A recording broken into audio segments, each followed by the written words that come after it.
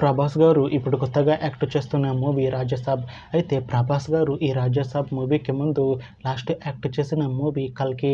అయితే కల్కి movie release అయ్యి 1 ఇయర్ అయిపోయింది. అయితే కల్కి మూవీతో ప్రభాస్ గారికి ఒక మంచి హిట్ వచ్చింది. అయితే ప్రభాస్ గారు కల్కి మూవీ రిలీజ్ తర్వాత 1 ఇయర్ టైం గ్యాప్ తీసుకొని ఇప్పుడు మళ్ళీ ఈ రాజసాబ్ మూవీలో యాక్ట్ చేస్తున్నారు ప్రభాస్ గారు.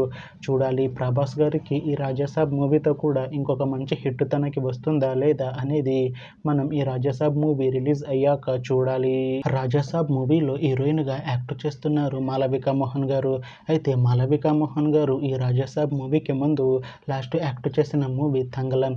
అయితే తంగలన్ మూవీ రిలీజ్ అయ్యి 1 ఇయర్ అయిపోయింది. అయితే తంగలన్ మూవీతో మాళవిక మోహన్ గారికి ఒక మంచి హిట్ వచ్చింది.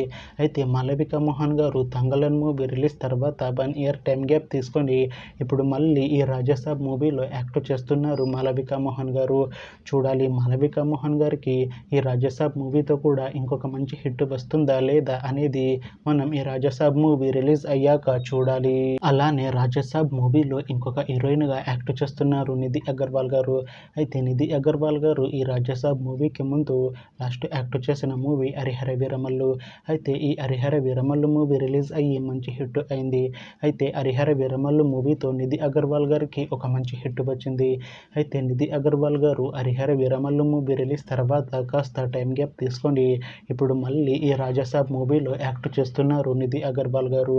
చూడాలి నిధి అగర్వాల్ గారికి ఈ రాజసాబ్ మూవీతో కూడా ఇంకొక మంచి హిట్ తనకి వస్తుందా లేదా అనేది మనం ఈ రాజసాబ్ మూవీ రిలీజ్ అయ్యాక చూడాలి.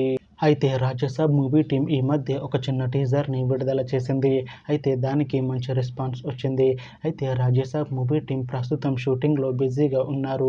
అయితే ఈ రాజసాబ్ మూవీని ఈ డిసెంబర్లో రిలీజ్ చేసేలా ప్లాన్ చేస్తున్నారు మూవీ టీం.